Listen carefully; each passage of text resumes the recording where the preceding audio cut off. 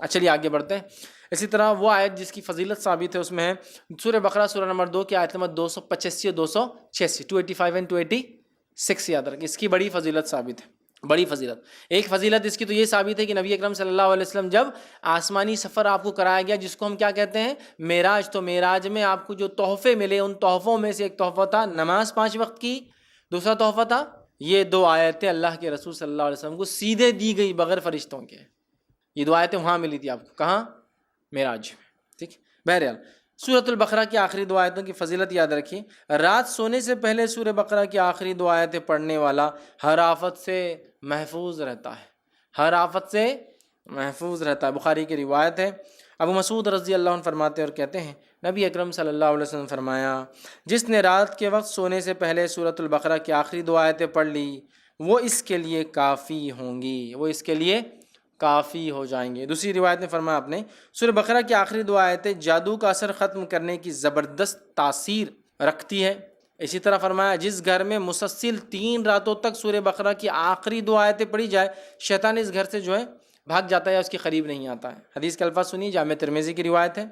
نعمان بن بشیر رضی اللہ عنہ فرماتے ہیں رسول اللہ صلی اللہ علیہ وسلم فرمایا اللہ تعالیٰ نے زمین و آسمان کی تخلیق سے 2000 سال پہلے ایک کتاب لکھی اور اس میں سے 2 آیت اتاری جس پر سورہ بقرہ ختم ہوتی ہے۔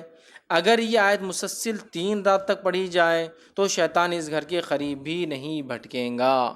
3 رات تک مسلسل پڑھی جائے، ٹھیک ہے، 3 رات تک مسلسل اگر یہ آیتیں پڑھی جائے تو شیطان گھر کے قریب بھی نہیں بھٹکیں گا۔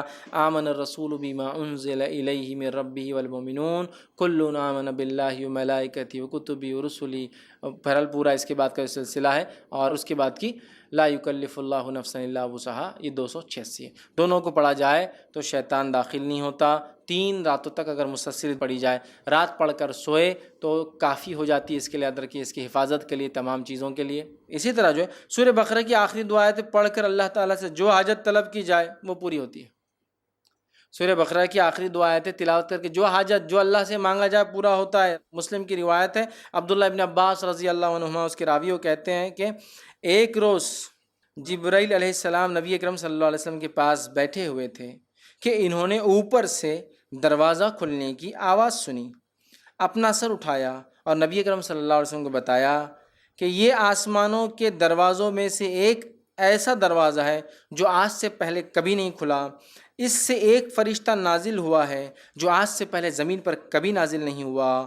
اس نے آپ صلی اللہ علیہ وسلم کی خدمت میں سلام عرض کیا ہے اور کہا ہے آپ صلی اللہ علیہ وسلم کو 2 نور مبارک ہو، 2 نور مبارک ہو۔ یہ خوشخبری دی اس نے، ایسے دروازے سے آیا جو آج تک نہیں کھلا، سبحان اللہ، اور ایسا فرشتہ دنیا میں آیا جو آج تک نہیں آیا، اور کہا 2 نور جو ہے مبارک ہو آپ صلی اللہ علیہ وسلم سے پہلے۔ یہ نور کسی نبی کو عطا نہیں کیے گئے، یہ 2 روشنیاں کسی کو عطا نہیں کی گئی۔ پہلا سورۃ الفاتحہ، یہ ایک ایسا نور ہے جو سورت کسی کو نہیں ملے، اس سے پہلے کوئی نبی کسی امت کو نہیں ملی۔ اور دوسرا فرمایا سورہ بقرہ کی آخری 2 آیتیں، جو شخص یہ 2 آیتیں پڑھے گا اسے اس کی مانگی ہوئی چیز ضرور دی جائیں گی۔ سبحان اللہ، کتنی بڑی فضیلت ہے۔ یہ صرف 2 آیتوں اور سورۃ الفاتحہ کی خوشخبری دینے ایک ایسا فرشتہ اور ایک ایسے دروازے سے آیا جو اس سے پہلے کبھی نہیں ہوا تھا، صرف بولنے کے لیے آیا، مطلب یہ تو اتر چکی تھی آیتیں، صرف بتانے یا انفارمیشن دینے آیا، مطلب اللہ نے خالی ان 2، ایک سورہ فاتحہ اور ان 2 آیتوں کی انفارمیشن دینے ایک فرشتہ ایسے دروازے سے آیا جو کبھی نہیں کھلا، اور پہلی بار دنیا میں آیا صرف یہ بولنے کے لیے۔ دیکھیے آپ کتنی اہم چیز ہے نا، تو اس کو اپنا معمول بنا لے، اپنے اذکار میں شامل کر لے ہم لوگ یہ 2 آیتوں کو، اور جو پھر مانگا جاتا ہے ان کے پڑھنے کے بعد اللہ تعالیٰ وہ رد نہیں کرتا۔ نبی اکرم صلی اللہ علیہ وسلم بھی جو ہے اس کو بہت کثرت سے پڑھا کرتے تھے۔ چلیے آگے بڑھتے ہیں۔